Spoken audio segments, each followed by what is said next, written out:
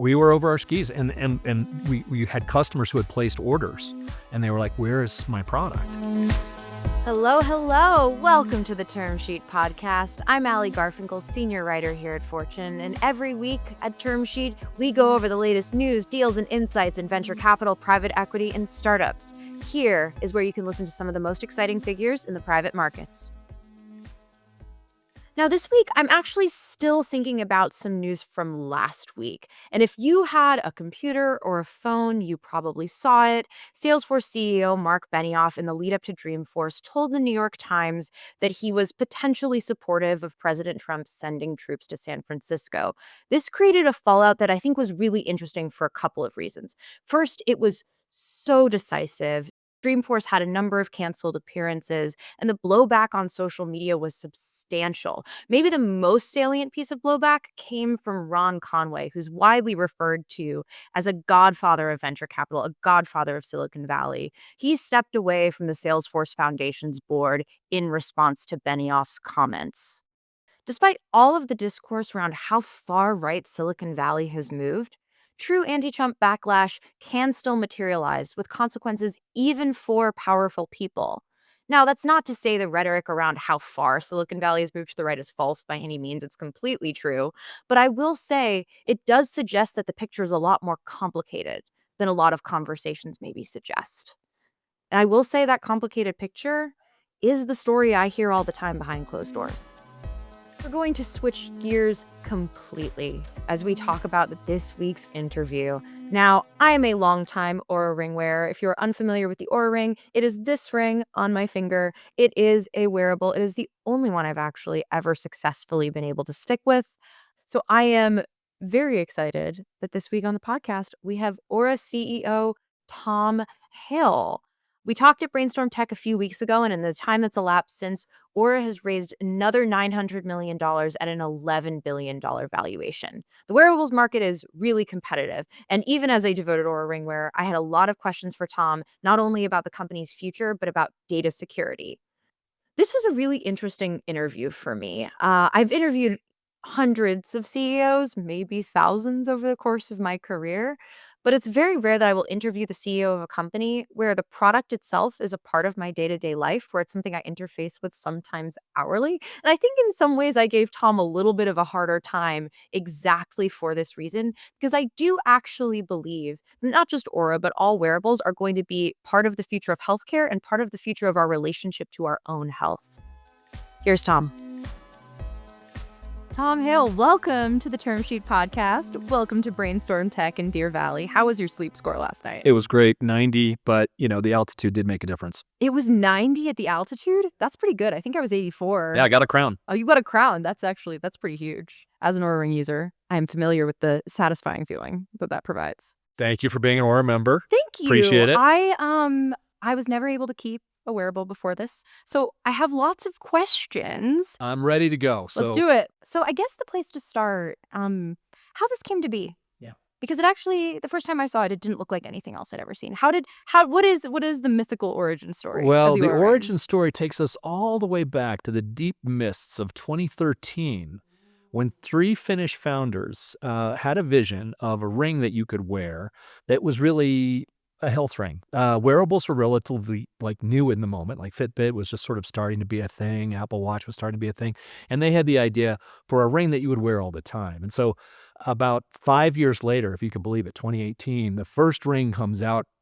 And let me tell you something, this thing, it looked like, an alien artifact from a future civilization dropped on the side of a Nordic hill that were polished by trolls. I mean, it was amazing. It was about the size of a Super Bowl ring, and it was, made of black or white obsidian. You're taking the mythical origin story very seriously? You cued me, so I just went there.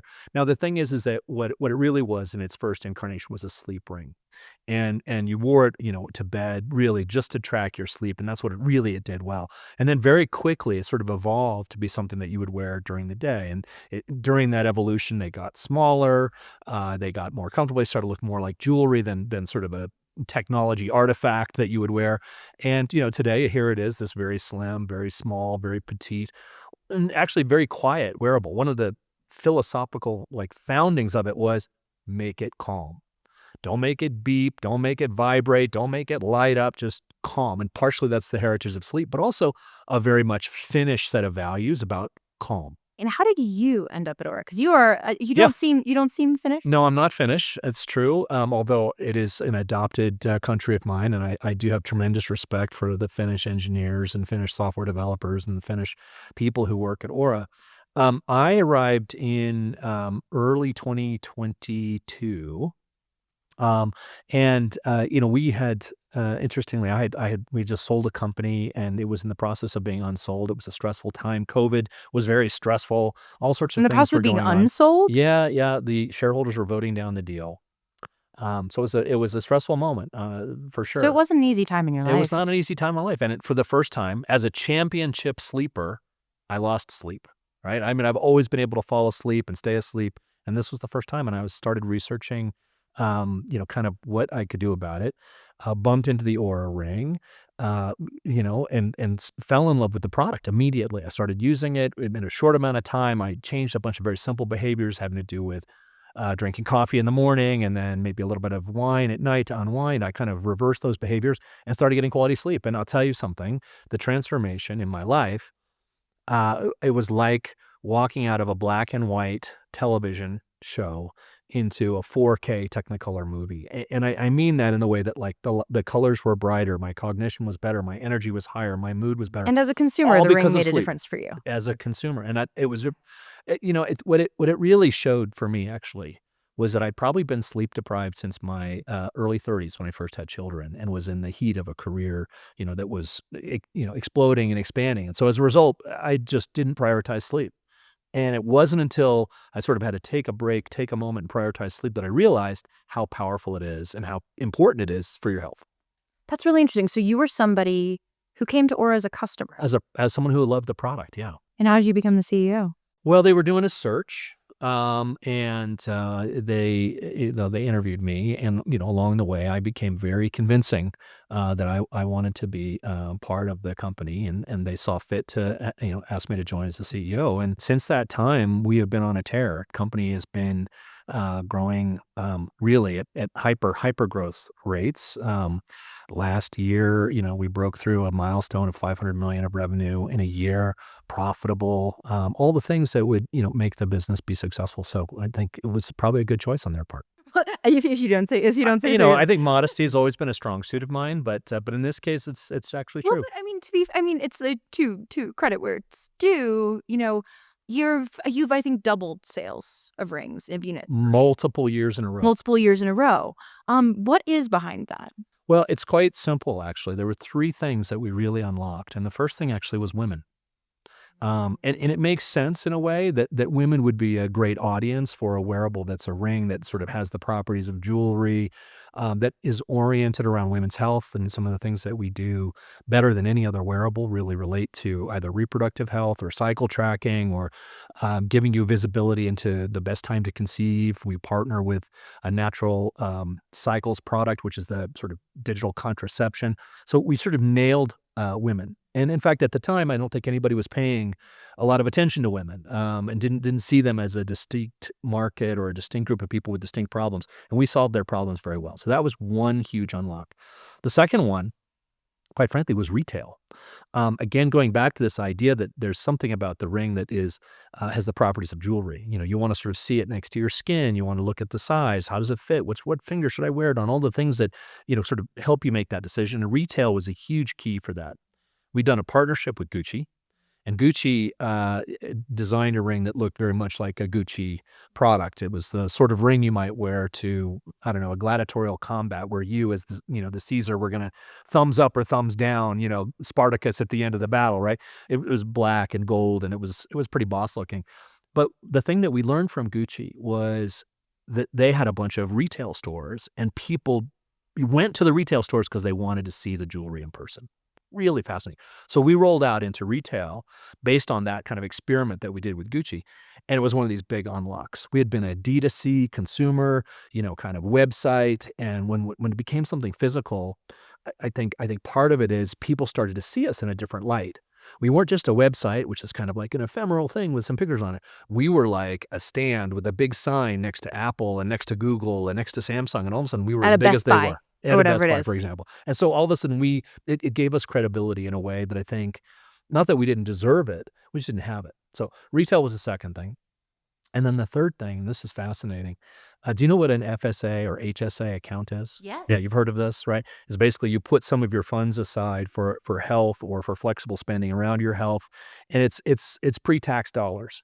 So we kind of nailed this by being the first like health wearable that you could buy with HSA or FSA funds. And I remember the moment that it happened. We started seeing people on TikTok, and forgive the impression, but it was sort of like, "Hey, sister, that Oura Ring wearable that you've wanted, you can now get through HSA FSA." And this was, through no agency on our own other than making it available. And that sort of viral pickup of people being like, "You mean I can buy this thing with pre-tax dollars that I set aside, and I can, if I want the fancier version of it, I can use that and get it."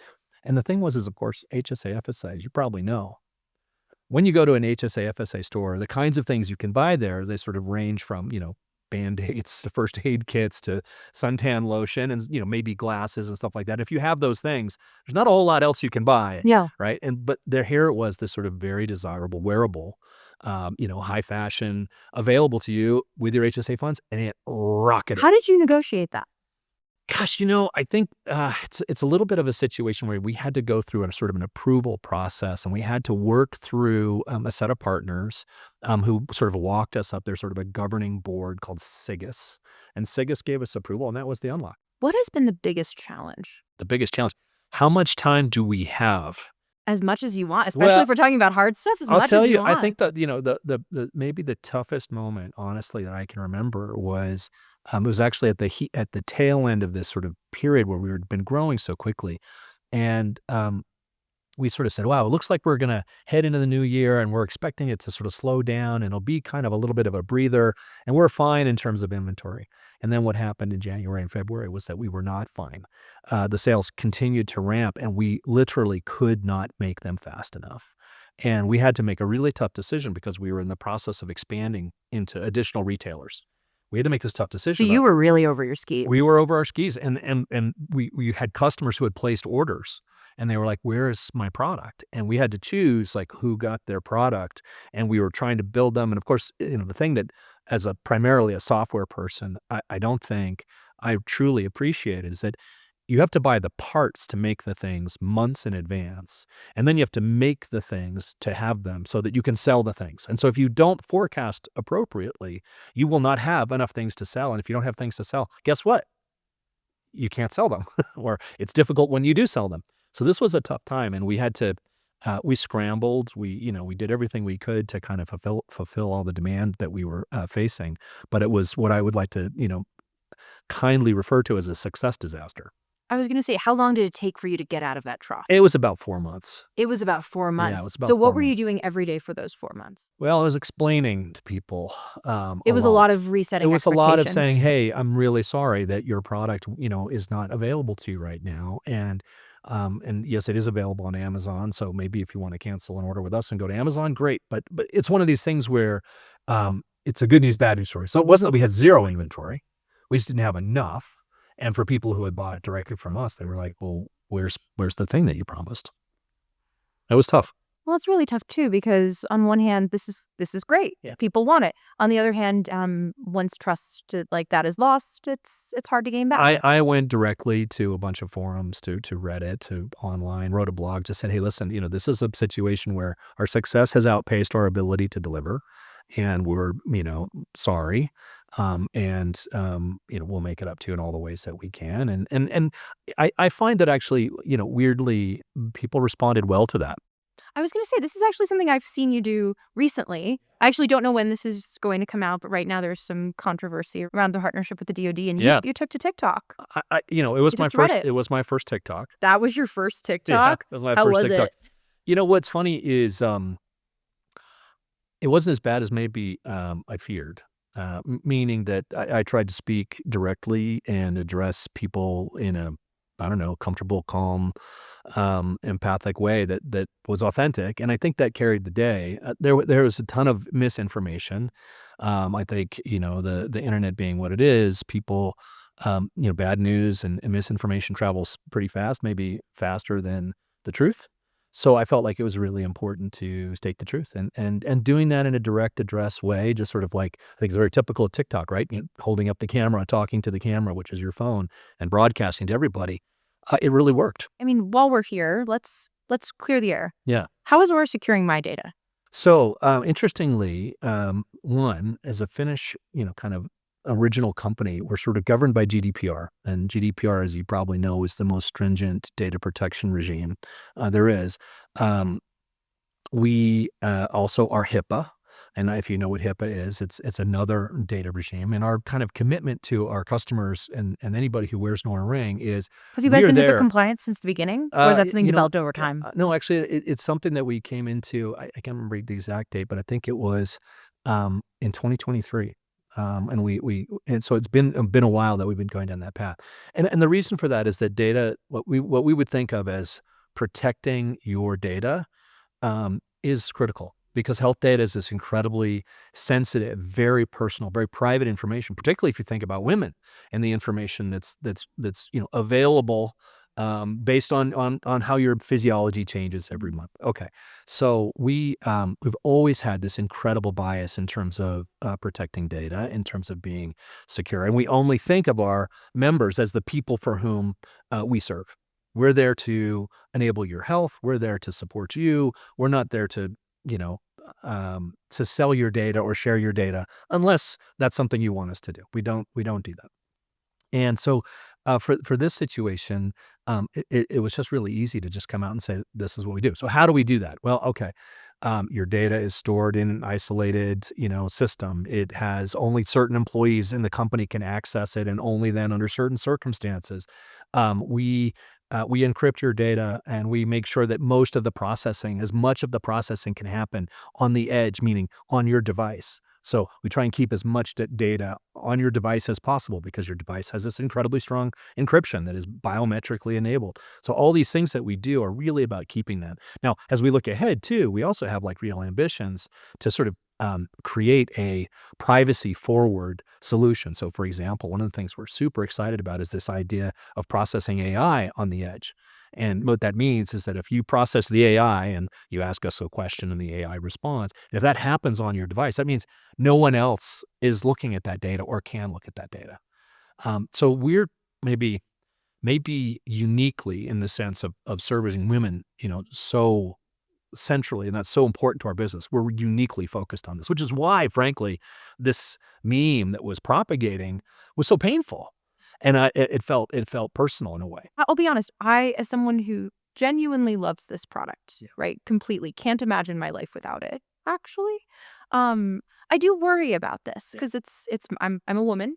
It's my biometric data. It also knows where I am all the time. Like, it knows when I go for a walk at home in Venice Beach. I mean, what do you worry about? What kind of sort of cybersecurity oriented future are you guarding against? How do you sort of make sure this doesn't go horribly wrong? Well, I think you have to invest. And the thing is that cybersecurity is kind of an infinite surface area. Attacks or things can come from any direction. And I think, to be honest, I think our success has made us maybe a more interesting target. So we spend a lot of money and time, and invest in a lot of technology to make sure that your data is private and secure.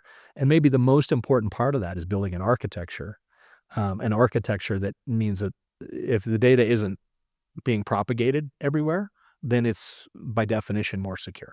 The more places it's propagated, the more parts of your system it touches, the more exposed it can be. So we try and limit that exposure as much as possible. I think this is a truism about cybersecurity too, which is that the threats are asymmetric, meaning that And infinite. they can come from all sorts of places, and you can't always anticipate them. But there are certain kinds of things that you can defend against really well, and that's with encryption. Because if the data is encrypted, even if it's stolen, until you can decrypt it, it's useless to you. And so for us, encryption is really a key part of the strategy.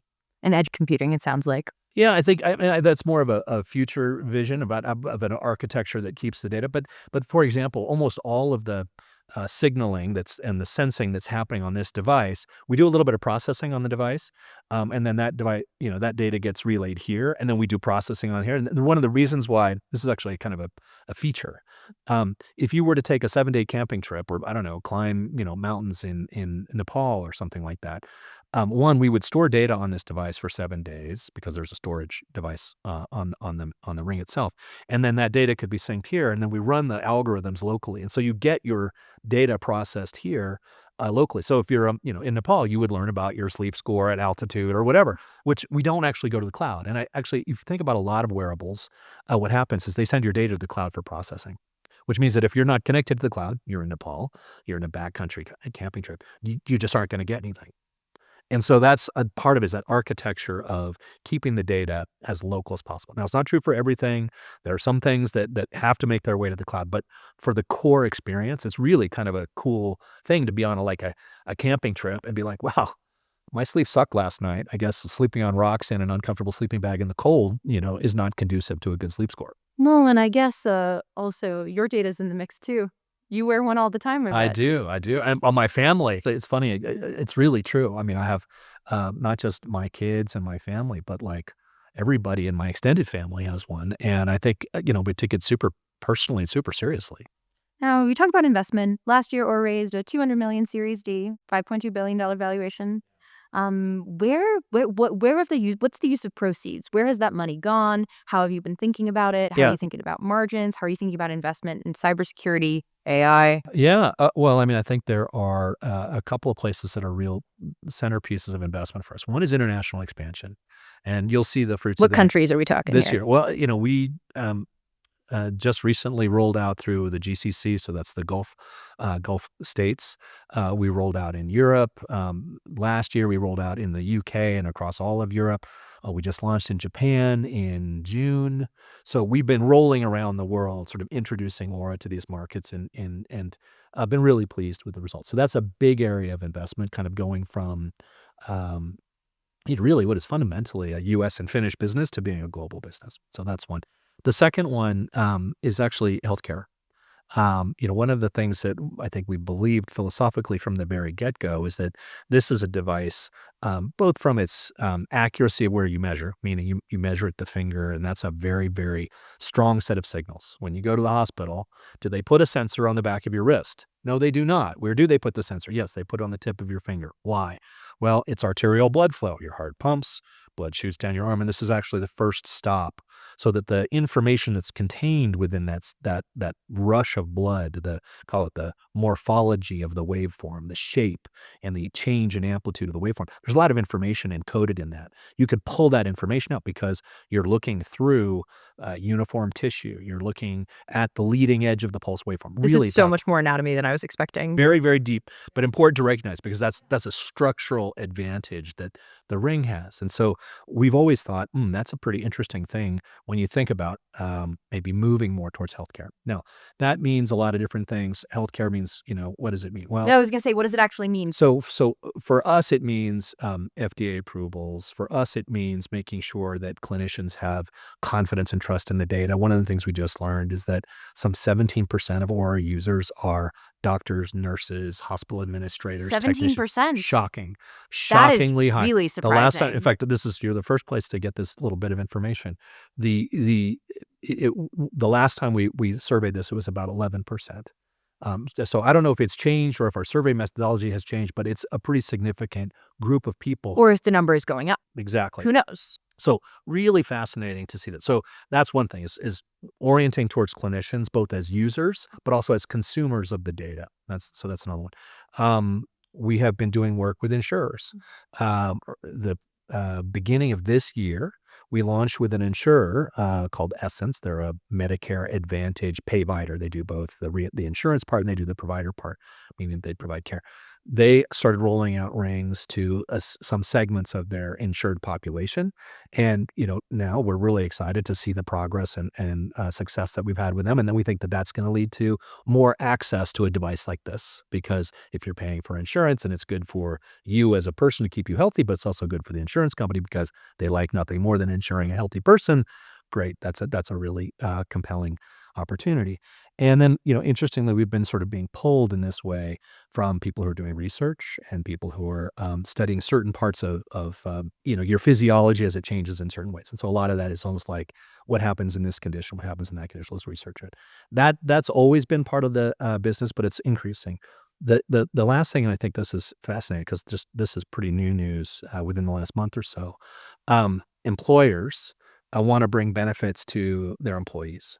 And those benefits can be things like, well, we want to help you with your cardiometabolic health, or we want to help you go through a maternity journey, and we want to help you with stress or mental health.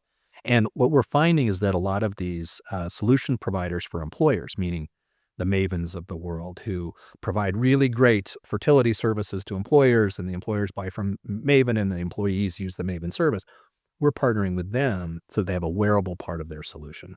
And so between Maven, MIDI, which is a menopause kind of service, Progeny, which is fertility. Maven is both fertility and menopause, women's health broadly, where we're sort of fitting into their programs and they're bringing us to their employer customers who then bring us to their employees. And that's been fascinating. And so that's the second big piece of investment is in this sort of healthcare part of it. And then the last piece, of course, is AI.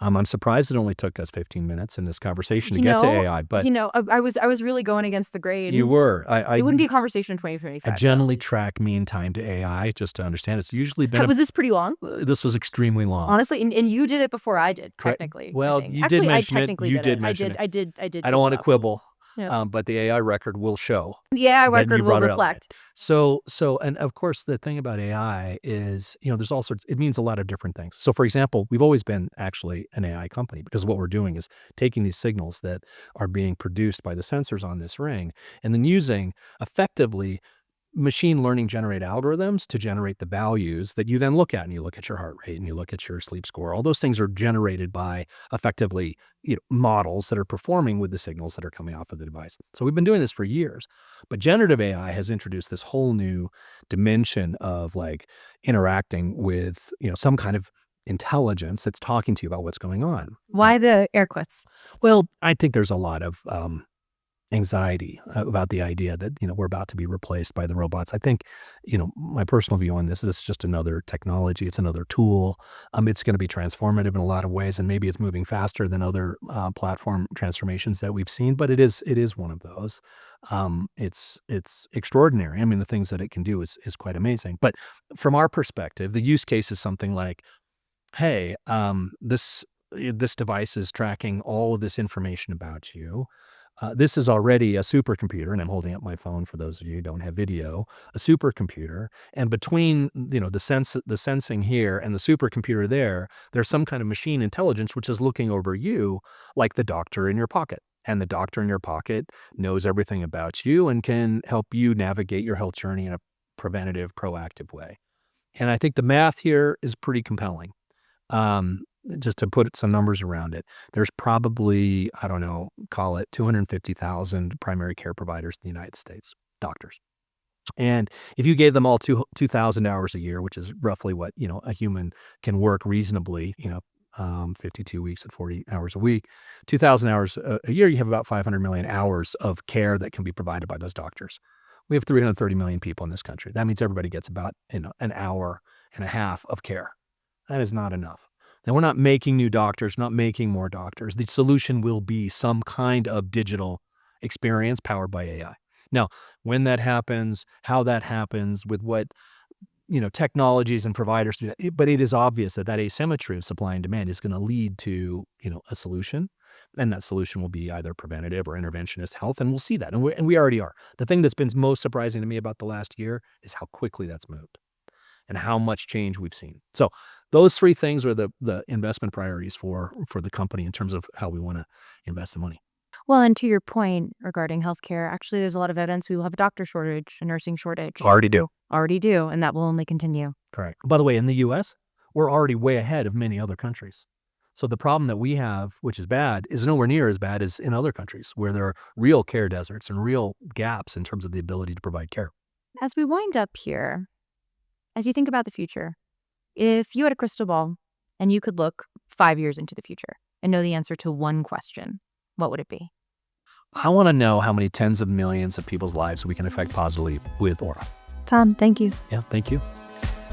You know, in the aftermath of this interview, I've been really thinking about how growth comes from places that aren't necessarily the sexiest ones. And in a lot of ways, it's about seeing what's in front of you. Like, I think the HSA deal is really interesting for the fact that I never would have thought of it as a huge growth opportunity. But for Oura, it made all the difference. Female consumers, great example of seeing something that's right in front of you that has clearly facilitated Oura Rings getting into the hands of people like me. One investor was recently telling me that if you're not growing, you're dying. And I think this is especially true for consumer companies. And I think it's important to remember growth has to come from places that are both obvious and a little hidden. That's it for this week. We'll catch you guys next time. See you soon. Term Sheet is a Fortune magazine podcast. Our producer-editor is Allison Rogers. Our executive producer is Lydia Randall. Our production manager is Sam Freund. Fortune's head of video is Adam Bannicky.